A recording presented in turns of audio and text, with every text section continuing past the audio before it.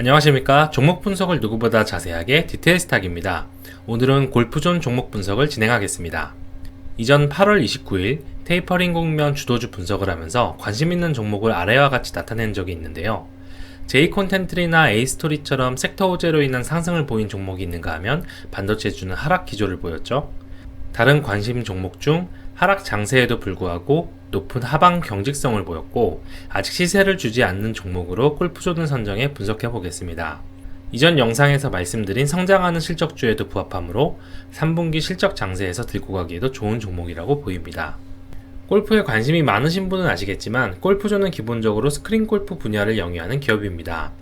직영 골프 연습장도 운영하며 각종 대회 운영이나 관련 방송, 광고 사업도 진행하고 있지만 대부분의 핵심 가치는 스크린 골프에서 나오는 기업이죠. 스크린 골프 사업은 크게 두 가지로 나뉘는데 골프존 파크라 불리는 가맹점과 그냥 골프존이라 불리는 비가맹점입니다. 두 매장의 가장 큰 차이점은 최신기기 적용 여부입니다. 가맹점에는 점주가 더 많은 비용을 지출하는 대신 투비전 플러스라고 불리는 최신 기기를 도입해주죠. 바닥에도 스크린이 깔리고 지형 경사도 표현하는 등 한층 더 업그레이드된 모습입니다.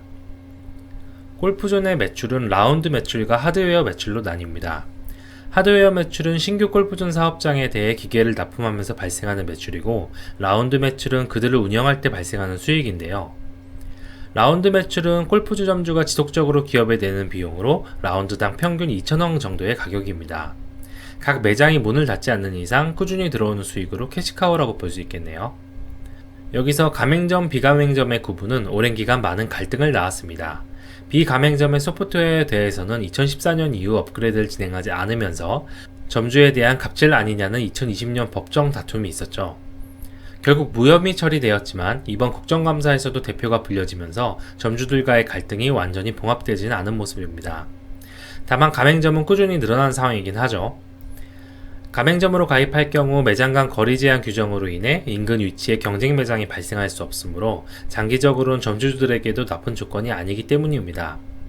그러나 골프존 파크가 늘어나는 데 반해 비가맹점인 골프존은 시장 점유율이 크게 감소하고 있는 모양새입니다. 시장 점유율 관점에선 두 가지가 중요한데 하나는 플랫폼 기업으로 높은 확장성을 가진 카카오의 자회사인 카카오 VX가 가장 큰 경쟁자로 있다는 점이고 또 하나는 아무런 규제 없이 매장을 늘릴 수 있는 경쟁사 대비 매장 간 거리 제한을 둔 골프존 가맹점의 확장성이 상대적으로 불리하다는 점입니다. 불이익을 봤던 기존 골프존 비가맹점의 시장 점유율이 큰 폭으로 하락하면서 전체 시장 점유율은 하락 추세에 있습니다. 다만 전체 스크린 골프장과 골프장 매장 수가 2013년 이후 역성장 및 횡보를 보인 것에 반해 가맹점의 최근 꾸준한 성장은 골프존의 회원수 증가와 이용 횟수 증가라는 결실을 낳았습니다. 따라서 시장 점유율은 줄고 있음에도 고 마진의 가맹 점유율 비중이 늘어났다는 점으로 인해 꾸준한 매출 증가가 발생하는 상황이죠. 앞으로의 시장 확대에 대해서 리스크가 없는 것은 아닌데 이는 과잉 공급되었던 7, 8년 전의 물량이 현재도 중고로 시장에 유통된다는 점입니다. 중고기기로 창업한 점주의 경우 하드웨어 매출이 잡히지 않기 때문에 골프존 입장에선 크게 달갑지 않은 파트너겠죠. 양적인 성장은 업사이드가 제한된 반면 질적인 성장 동력은 존재합니다. GDR 아카데미라 불리는 실내 골프 연습장의 운영인데요. 전용 시뮬레이터를 이용할 뿐 아니라 맞춤 골프 레슨과 각종 편의 서비스를 통해 추가 매출을 노릴 수 있는 매장입니다. 이들은 모두 직영 매장으로 운영되며 골프존 매출에 기여할 수 있을 뿐 아니라 유저들의 락인 효과도 노릴 수 있습니다. 이용 요금은 매장마다 상이하지만 반년 정기 이용권이 100만원에 달할 정도로 고수익 사업이고 빠른 성장과 함께 아직 연간 매출이 300억 수준에 불과하지만 금세 흑자로 전환했습니다. 특히 3분기 이후에는 이 분야에서 높은 매출이 기대되는데 뒤에서도 말씀드리겠지만 코로나로 인한 거리두기가 해제될 가능성이 높기 때문입니다. 양적인 성장을 위한 신성장 동력도 있습니다. 해외 시장 공략인데 중국, 베트남, 미국, 일본 등의 진출 뉴스를 쉽게 접해볼 수 있습니다. 국내 시장에서의 매출이 연간 8%를 밑도는 비율로 성장하는 데 반해 해외 시장은 연간 20%의 성장률을 보이고 있습니다. 물론 해외 시장 매출 비중은 이제 갓 10%를 넘긴 상태로 확장할 수 있는 시장이 아직 무궁무진한 것을 알 수 있죠. 2021년도 반기 매출은 수출, 내수 모두 벌써 작년의 70% 수준에 달했습니다. 해외 산업 매출을 자세히 뜯어보시면 작년 한 해 동안 일본, 미국, 베트남, 중국 순으로 큰 규모를 나타내고 있음을 알 수 있습니다.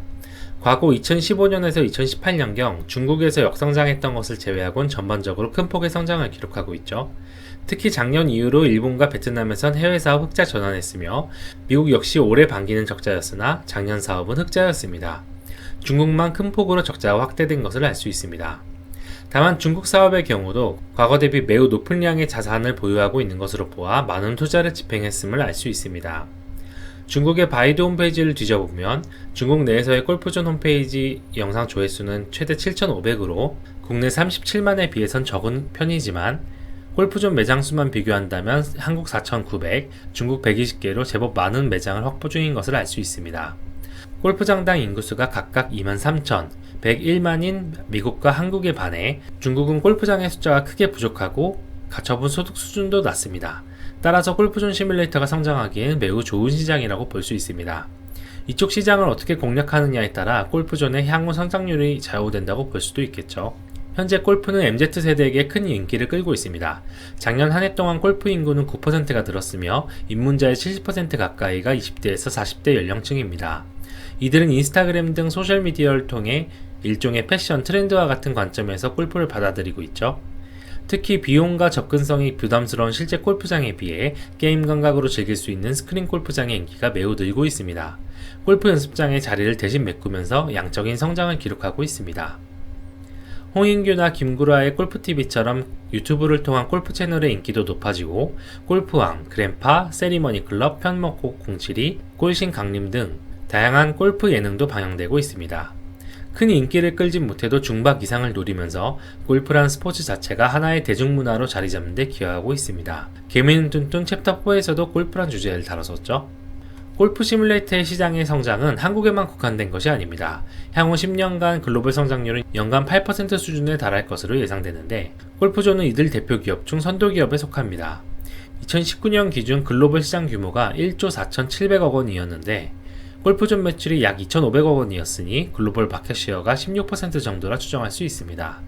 미국의 마켓 보고서에 따르면 골프존은 미국 시장에서도 뚜렷한 성장세를 보이고 있다고 하죠. 특히 아시아 이머징 마켓은 평균 12% 성장이 예상되어 글로벌 시장 대비 높은 성장률이 예상되는데요.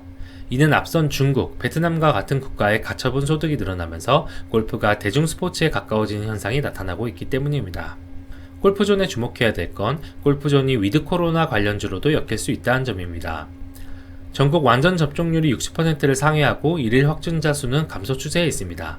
사망자 수가 늘어나는 건 부담이지만 앞으로 접종률을 더 늘린다면 확진자의 수가 더 감소할 가능성이 높죠. 지난 15일 정부 발표에 의하면 현재 거리두기 시스템은 31일까지만 유지하고 11월부터 거리두기 해제할 가능성이 높아지고 있다고 합니다. 10월까지는 수도권 4단계 거리두기 조건이지만 앞으로는 이게 해제될 수 있다는 거겠죠.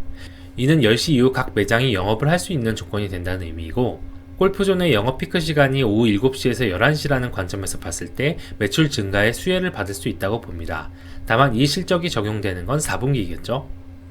사회적 거리두기의 가장 큰 장애였던 사적 모임 인원 제한과는 상관이 없기 때문에 한때는 일종의 코로나 수혜주로도 인식될 정도였습니다. 여행이나 항공처럼 드라마틱한 실적 반전을 보일 가능성은 적지만 기존의 탄탄한 매출과 영업이익이 더 개선된다는 점에서 위드 코로나주로 보시면 될 것 같습니다. 특히 4분기는 계절적 성수기로서 사상 최대의 매출과 영업이익을 기대할 수 있을 정도죠. 섹터 업황 중 호재인지 악재인지 가장 애매한 부분은 카카오 VX에 대한 플랫폼 규제 상황입니다. 현재 시장에서는 2위 사업자의 불확실성 증가는 1위 사업자에게 나쁠 수 없다는 기관 레포트와 함께 호재 상황으로 익히고 있습니다. 그러나 카카오 VX 철수 시 골프존은 스크린 골프 장비 공급 기업 중 독과점 기업이 될 텐데 이는 오히려 소상공인에게 불리한 조건입니다. 따라서 카카오 VX의 사업 철수 가능성은 낮다고 볼 수 있겠죠. 다만 정치 리스크는 비논리적인 부분이 많아 예측이 불가능에 가깝기 때문에 지속적으로 뉴스를 체크해야 될 주제라고 생각합니다. 연간 재무 상황을 보시면 2018년을 저점으로 매출, 영업이익, 당기순이익이 꾸준히 성장하고 있는 것을 알 수 있습니다. 가맹점의 비율이 늘어나면서 큰 폭으로 성장하는 거라고 추측해 볼 수 있겠죠. 앞서 말씀드린 바와 같이 캐시카우가 있기 때문에 분기별 영업이익 중 적자가 쉽게 발생하지 않는 것을 알 수 있습니다. 올해 상반기에는 압도적으로 좋은 실적을 발표했고 3분기에는 사상 최대 실적이 예상됩니다. 분기 영업이익이 거의 2년 전 연간 영업이익에 달할 정도네요. 올해보다는 성장률이 둔화되겠지만 적어도 내년까지는 매출액, 영업이익, 순이익 모두 큰 성장을 보일 것으로 예상됩니다. 특히 과거엔 ROE가 8에서 18%에 불과했지만 올해는 거의 30%에 달할 정도로 마진율이 좋아졌습니다. 경쟁사 대비 높은 가격에도 꾸준한 수요가 들어오기 때문에 가능한 거라고 볼 수 있습니다. 게다가 10월 15일 종가 기준으로 올해 펀은 12, 12month 펀은 10.7에 불과합니다. 저평가 구간에 있으므로 현재 시황에서 진입하기 좋은 종목입니다.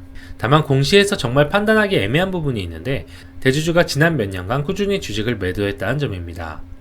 최근에는 9월에 매도를 했는데 이들 부자가 골프전 직접 경영해서 손을 떼고 전문 CEO를 고용했으며 특히 아들 되는 김원일 씨의 경우 투자회사 원앤파트너스의 이사장으로 다양한 기업에 직접 투자하는 사모펀드를 운영하는 중입니다. 아마 골프존을 매각한 금액으로 투자금으로 이용하는 거겠죠?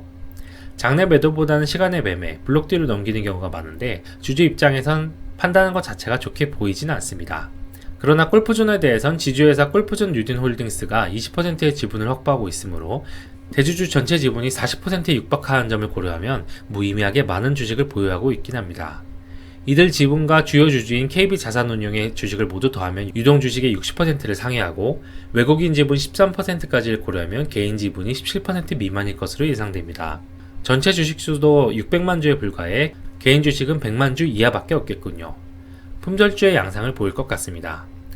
물량 잠기 효과로 인해 적절한 재료만 있다면 급등도 가능하고 패닉셀이 발생한다면 급락도 가능합니다. 그러나 하락장에서 하락하지 않은 것으로 보아 이 종목은 패닉셀이 나올 가능성은 적다고 봅니다. 일봉상 특징을 보면 일단 전고점 16만원 부근에서 지속적으로 돌파를 도전하고 있는 양상입니다. 중소형 주임에도 9월 하락장에서 가격 조정보단 기간 조정에 가까울 정도로 하락이 적었습니다. 하방 경직성이 매우 강한 편이라는 의미죠. 10월 7일부로 5일선, 21선 골든크로스가 발생하며 상승 추세로 전환했습니다. 5, 10, 20일 2평은 수렴한 상태로 10월 15일 볼린저 밴드 상단에 걸치며 상승 추세 시작이 가능한 차트를 그려냈죠. 여기서 계속 오를지 여부는 지금까지 흐름이 왜 발생했는지를 분석해보면 답이 나올 겁니다. 일본과 각종 주요 이벤트를 살펴볼까요? 올해 SK증권에 의한 첫 기관 레포트가 작성되며 대세 상승의 시작을 알리고 그 이후 다수의 기관 레포트가 나오면서 고점을 찍고 기간 조정을 받습니다. 1분기 잠정 실적이 공시되며 박스권을 뚫고 1분기 실적 발표로 인한 재료 소멸 전까지 대세 상승이 나타나죠. 이후 코스닥 150 편출과 대주주 지분 블록딜로 인해 조정을 받는데 악재의 세기에 비해 매우 짧은 조정을 받습니다. 그 후 골프 열풍에 편승하여 지속적인 상승을 보이다 카카오 VX와의 법정 분쟁에서 승소하면서 고점을 찍습니다. 다만 그 이후 중국의 게임 규제가 시장 이슈가 되는데 직접 피해주는 아니지만 국내 게임주가 하락하며 같이 조정을 받죠. 2분기 잠정 실적이 발표되며 급등하나 이내 피크아웃하고 2분기 실적 발표 후 5일선 데드크로스 발생으로 조정을 받습니다. 이후 다시 상승 추세로 전환했다가 게임주가 전반적으로 하락하는 날 다시 하락하며 대주주 시간의 매도 공시로 인해 다시 조정을 받습니다. 그리고 마지막 2주간 기관의 상향 레포트가 나오면서 다수의 양봉이 출현한 상황입니다. 지금까지의 흐름에선 섹터 악재나 대주주 매도 등 특별한 악재가 나왔을 때 일시적 조정을 받고 전반적으로는 추세 상승을 보이고 있습니다. 실적 발표 2주일 전까지 잠정 실적을 꾸준히 발표하는 것을 보니 10월 말에 잠정 실적의 발표 가능성이 높습니다. 주봉상에선 상장 이후 최고점을 찍었던 16만 1,500원에 거의 근접한 가격이며 이 가격대를 뚫을 경우 더 이상 저항 라인은 없습니다. 매출액은 상장 당시에 2배 이상으로 늘었기 때문에 해외 사업의 성장성만 잘 입증된다면 큰 폭의 상승을 기대할 수 있다고 봅니다. 수급을 보면 9월에는 투신과 사모펀드 위주로 꾸준히 매수세가 들어왔고 10월 들어선 외국인의 매수세가 큰 것을 알 수 있습니다. 개인은 대부분의 날짜에서 매도 우위였죠. 주목할 점은 9월의 대부분 기간 동안 아랫꼬리가 긴 음봉이 출현했는데 이들은 대부분 기간 매수세에 의한 것이었다고 볼 수 있고 9월 3일이나 10월 15일처럼 급등한 날에 외국인이 프로그램 매수로 들어온다는 것을 알 수 있습니다. 고점에서 나올 개인의 매도 물량이 잦아들면 이 역시 급등할 수 있는 수급 상황입니다. 수급이 더 개선될 수 있는 재료도 있는데 바로 골프 ETF의 출범입니다. NH 아문디 운용에 의해 골프 ETF가 개발 중이며 올 하반기 출범 가능성이 높습니다. 이런 ETF가 개발된다는 건 적어도 기관은 골프업계의 성장성을 높게 보고 있다는 반증이겠죠. 스크린 골프 사업을 포함해 말이죠. ETF 출범할 경우 패시브 자금이 어느 정도 들어올 수 있습니다. 현재 골프존이 속한 섹터는 게임으로 여러 게임 ETF 중에서 오직 KB스타에서만 편입되어 있는 중입니다. 종목이 포함된 ETF의 상장은 주가 급등을 이끌 수 있는 재료라고 생각합니다. 기관 컨센서스는 대략 18만원이나 20만원을 바라보고 있는데, 특히 SK와 메리츠증권은 2개월 만에 레포트를 내면서 둘 다 가격을 상향했습니다. 신한금융투자나 NH투자 등 기관에서 추가 레포트를 만든다면 더 높은 상승 추세가 가능할지도 모릅니다. 접근 전략은 다음과 같습니다. 일단 1차 매수는 당장 시가에서 하는 것보다 5일선 터치 혹은 근접을 목표로 하는 게 좋습니다. 현재 지점보다 오를 가능성은 높지만 지난 전고점을 또 터치할 가능성도 있기 때문에 많은 거래량을 동반하지 않는다면 박스권을 돌파하기 어렵기 때문입니다. 2차 매수는 국정감사 이슈가 해소되는 10월 20일 이후가 유리해 보이며 종가 기준 박스권을 돌파할 경우 그 다음날 눌림목에 3차 매수 진행하면 되겠죠. 매도 전략은 다음과 같습니다. 아래와 같이 세 가지 재료를 이용하는 건데요. 첫 번째 매도 시점은 일단 3분기 잠정 공시 발표로 아마 10월 말에 공시가 뜰 확률이 높습니다. 두 번째 매도는 실제 실적이 발표되면서 재료 소멸되는 시점입니다. 그리고 마지막 물량은 거래량을 동반한 장대 음봉이나 윗꼬리가 긴 긴봉이 출현할 경우 전량 매도하면 될 것 같습니다. 손절은 종가 기준 60일선이 깨질 경우 시장 상황 파악하고 전량 매도가 유리합니다. 60일선은 한 분기를 포함하는 실적선이니 실적 장세인 지금 손절의 기준으로 적당한 것 같습니다. 정리하겠습니다. 먼저 장점 요약입니다. 일단 이 종목은 꾸준히 매출 영업이익이 성장하고 있고 라운드 매출로 인한 높은 이익 레버리지 사업을 영위하고 있습니다. 영업시간 제한 해제가 매출 상승에 기여할 것이며 GDR 아카데미는 위드 코로나 하에서 신성장 동력으로 기능할 것입니다. MZ세대의 시장 진입으로 인해 골프 산업 전체가 구조적 성장을 이룰 가능성이 높고 중국, 베트남, 미국, 일본 등 해외 성장 동력은 이 종목을 성장주로서 평가할 수 있게 만들어줍니다. 외인과 기관 수급이 꾸준하고 현금 상출력이 높아 배당주로서 가치도 있으며 부채도 낮은 편입니다. 어닝 서프라이즈 순위인지는 확인해 봐야겠지만 3분기 실적 장세에 수혜를 입을 것임은 분명합니다. 이 종목의 단점은 일단 거대 기업 계열사인 카카오 VX와의 경쟁이 필요하다는 점입니다. 다만 그들이 사업을 지속할지는 불확실성이 있어 호재가 될 가능성도 없는 건 아닙니다. 내년 이후 국내 시장에서의 성장성이 제한적인 부분은 단점이며 상반기 주가 급등으로 인해 배당 매력도 축소되었습니다. 다시 한번 말하지만 낮은 거래량과 얇은 호가창은 일부의 매도만으로도 변동성이 커질 수 있다는 점을 의미합니다. 무엇보다 대주주 지분 축소 리스크가 가장 큰 문제입니다. 앞으로 나올 수 있는 물량도 충분히 더 있으니까요. 또 비가맹점에 의한 갑질 의혹으로 인해 국정감사에 대표가 출석한다는 점도 단점에 해당하겠네요. 일시적 눌림목이 발생할 수 있는 재료입니다. 앞으로 상승 가능한 트리거는 3분기 실적 발표, 골프 ETF 출시, 중국 시장 매출 성장 및 흑자 전환이 대표적입니다. 혹은 가정용 장비 보급 증가나 타국가 수출 확대 등 시장 확대 이벤트도 있습니다. 카카오 VX가 만약 사업 철수나 매각을 발표한다면 이 또한 강력한 호재가 될 수 있겠네요. 이상으로 영상 마치겠습니다. 종목 공부하는 데 도움 되셨으면 합니다. 좋아요, 구독, 알림 설정 부탁드립니다. 감사합니다.